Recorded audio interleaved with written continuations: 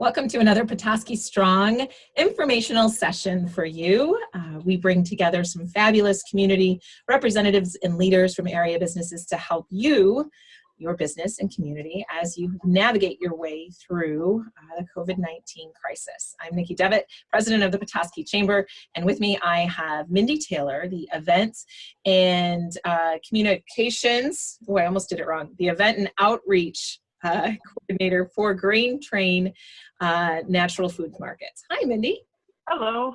Thanks for having me. How are you? Thank you for coming in. Yeah, of course. Well, as in, this. This is my office today, so welcome. Thank you. So the reason I brought you in was I wanted to have an opportunity. First and foremost, let me say this. For the places that I have needed to visit during the current stay home, stay safe order, Grain Train has been above board and far ahead of the curve, and really truthfully that safe experience that I think consumers are looking for. You guys have done an absolutely incredible job. So kudos to you and the staff and everybody that's worked so hard to put this together. And that's really why we wanted to talk to you, is we know that going forward, businesses, as they start to get the queue to open, are going to be looking for what those best practices are. So first and foremost, great job, best job actually.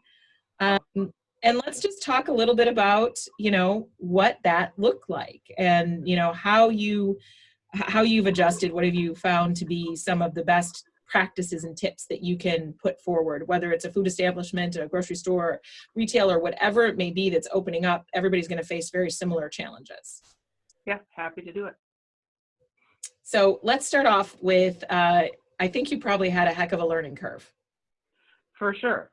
It was a hit the ground running sort of thing. And, as we heard it coming closer to us, we really just started with the most obvious, which, was stopping things like our sampling program and, moving the hot bar down to just, packaged item packaging, our bakery deli and things like that. And so we, and we just really continued there. We formed a task force around this, a COVID-19 task force, and then, it's turned into daily administrative meetings to work it all out. And we definitely did hit some learning curves along the way. I can talk about them if you'd like. Yeah, please do. Sure. So one of the things, as time went on, that came up, and every single thing we were doing was from that lens of what's going to be safe for staff and our customers, what keeps our community safe, and also lets us continue to, to serve. And one of the challenges we found was accepting cash. A lot of the things that we've put out there have been, and our signage has been in the terms of asking, and so we've first said we had a preference for cash and a preference for credit card and debit, and then we did for a brief period go to no cash, just out of a just a concern for stopping the spread at the register in that way. And we really heard from our community how that absolutely didn't work for some people that don't have those options, and we're committed to being a community store. And so we reconsidered that and went back to offering, that still it's a preference to use cards, but or a check, but cash is something we're back to using again, and did so pretty quickly after we heard from the community. So being flexible obviously is a big part of being open at this point in time. And going forward, it's going to be no matter what type of business establishment anybody has, correct? It really is. I mean, in the beginning, one of the things that was for us is just, staff capacity. And, as people were figuring out, like, okay, so I'm an essential worker, but, it's really frightening to be out in the world, and how does this work? And so we had a really limited amount of staff, that were comfortable working in the store at that time. And so we were having hours that were, all of a sudden we would be like, well, we're actually, we're going to have to close for today. And we're going to have to, and so took a lot of flexibility in trying to figure out what are the hours that we can sustain? What are the hours that aren't asking too much? What really supports like the whole of what we're trying to do and staying open? And so we've eventually found, we went to a 10 to 6, and then we bumped back up, and now we're at a 9 to 8, but we have from 9 to 10 a.m. each morning for senior and immune compromised. And like we've been able to maintain, so it seems like we found that spot eventually that worked.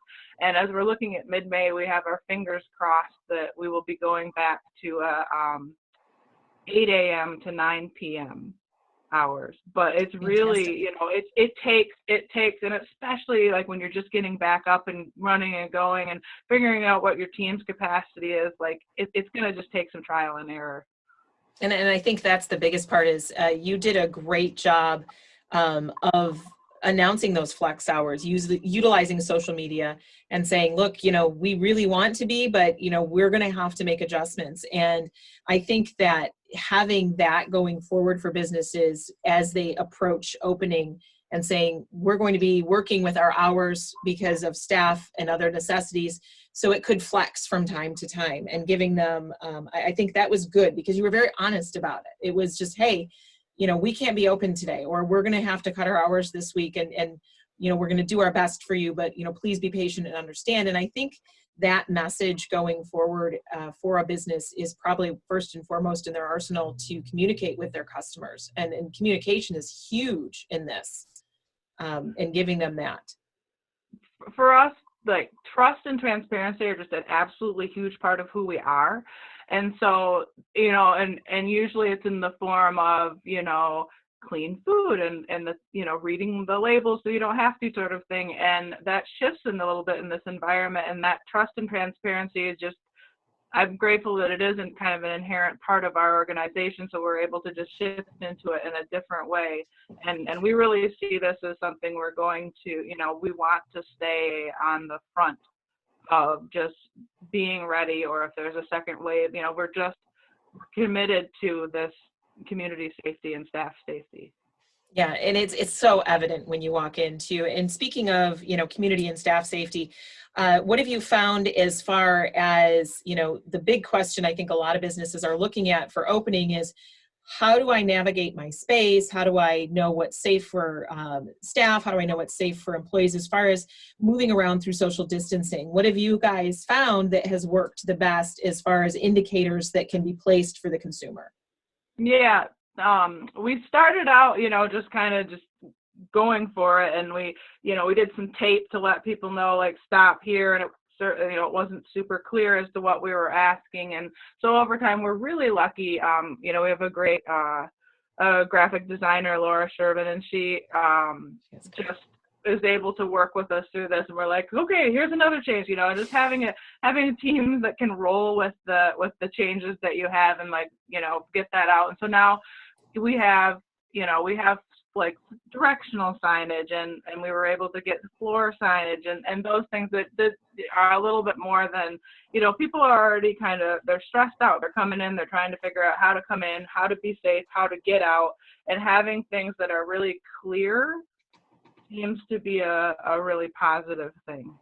Yeah, I think that's one of the reasons that I feel comfortable going in, and is just that it is very clear what's expected of me as a consumer. And I think that has to be for staff as well, a very big, making it easier for them, because, let's face it, employees are going to be very stressed. For those businesses that haven't had the opportunity to reopen yet, that are looking to open, they have to be prepared for the employee side of comfort as well. And you had mentioned that, having some staff that were not comfortable working. Have you found that, flexibility with your employees is just as important, obviously, too, correct? Yeah, we've had to just work with where people are through the whole pandemic, and really, it's like just really queuing into like how many hours can somebody, a cashiership might have been this many hours. Now it's how many hours is somebody reasonably comfortable in a particular space, or before they need to kind of switch. And, in our organization, there's different roles people can be doing until they're, have a break from this, maybe sanitizing for a while and then going back up and running a register for a while, working the different spots so that it breaks up or obviously taking breaks and just, all of that, but having that ability to just gauge where people are at is, I think, probably going to be key for people just opening back up. And it's not a business as usual world right now. And so people, I'm sure, are just going to be willing to let you know where they're at. And so just listening to that goes a long ways.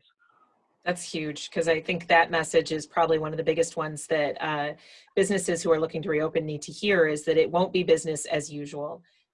We keep saying, well, we'll be our new normal. And so some of the things that you've looked at with the new normal might become some permanent changes as well. And I think that's really fascinating that you're already looking at your business model and saying, all right, that was great, but we've discovered in this time of adjusting our model, while it changes based on what our executive orders are, that maybe some of these things don't have to return.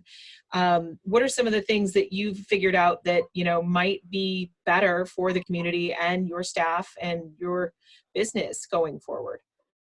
Well, one of the things we're right in the process of, implementing is getting a night stockings crew going. And so that, the people that really have to be out in the aisles and in the store are happening after hours, and during the day, the things that are happening in the back of house, it's just keeping social distancing in mind and built into all of our practices. So if things, ebb and flow as far as, a flaring up or a reoccurrence of the virus or something, we're built in a way that, we can continue to serve the community and keep staff and customers safe. And so a night stockings crew is one of them.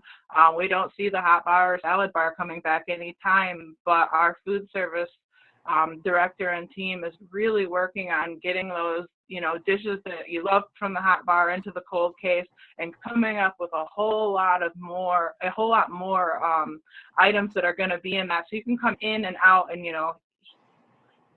heat and eat options are really where our focus is right now. So it's like we're looking at, okay, we're changing things up, but it's not just in a way of limiting. It's trying to figure out, what's next.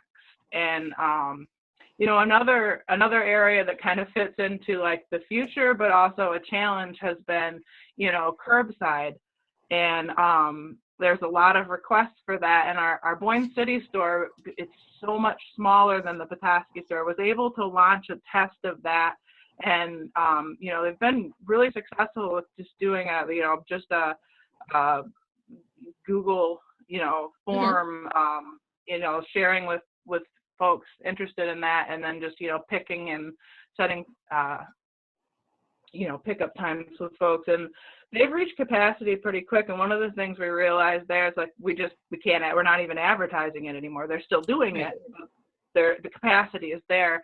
And we've been testing since, mid-April. We've been testing that in Petoskey just on a onesie, twosie, like, okay, someone mentions, you guys do this? Like, actually, if you want to be a part of the test, but know that this is a test, and, Right. We're figuring it out.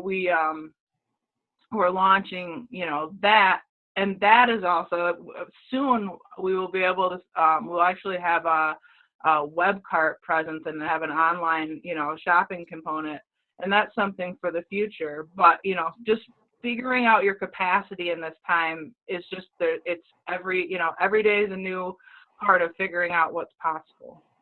Yeah, and I think you hit on it right there too. Curbside, I think, is going to be something that's going to stay with people for a while who don't want to come into specific establishments, whether that be, a grocery, restaurant, or retail for that matter. Yep. And I know we've actually got some other members who are going to talk. We've got another session coming that we're going to talk a little bit about that online store platform, because that wasn't something very many people had. So that's an adjustment that a business may have to make as well, is preparing themselves for an online store so to speak, because everybody always wants everybody inside, and now we have to adjust those things. Right.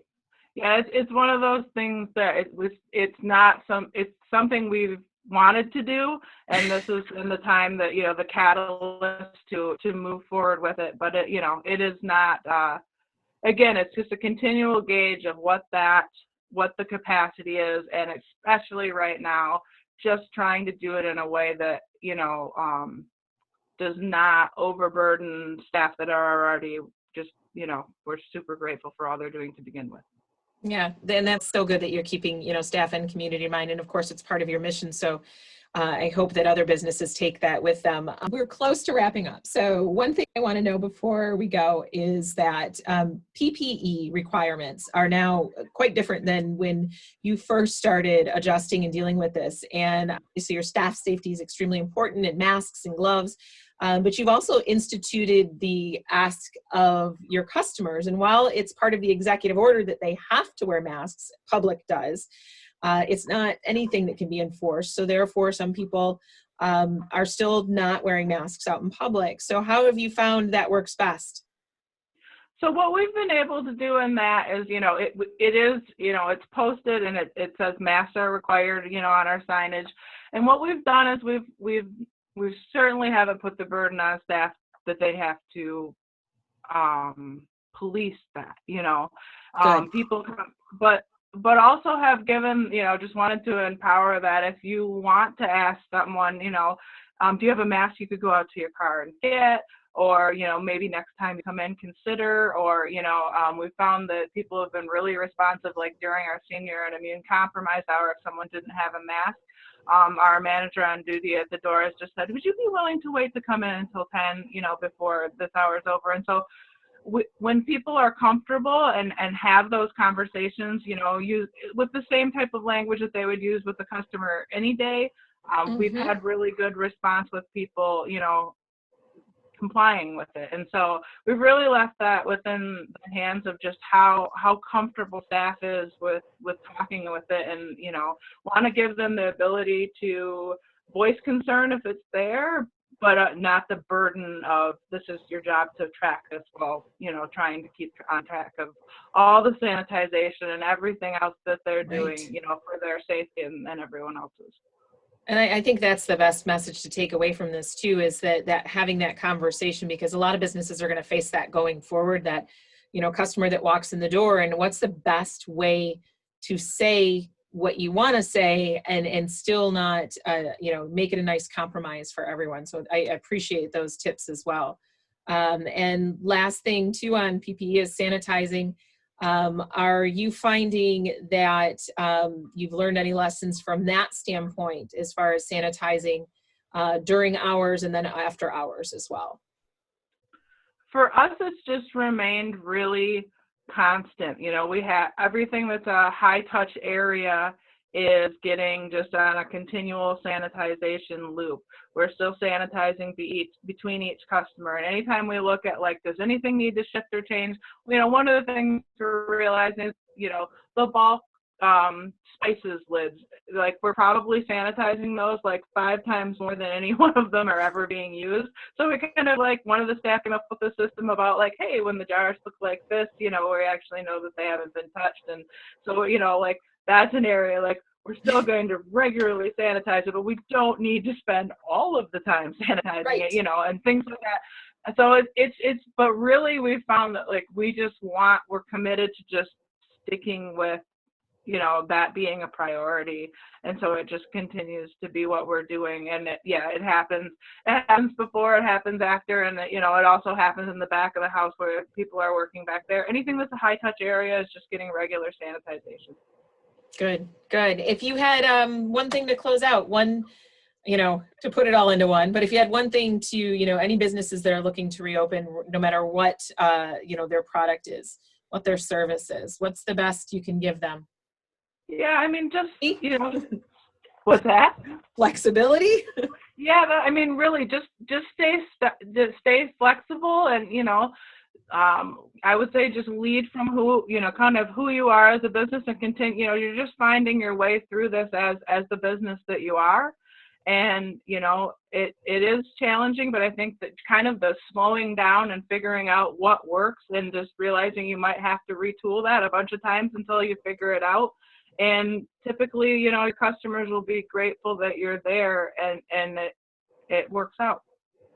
Fantastic. Mindy, thank you so much. I really Oh, appreciate yeah. you taking a few minutes, and great insight. And I know it will help those that are trying to get ready to retool themselves to open. So thank you. Yeah, and best of luck to everybody opening back up. Look forward to visiting you in whatever form that looks like. Exactly. Thanks so much, Mindy. Yeah, thanks.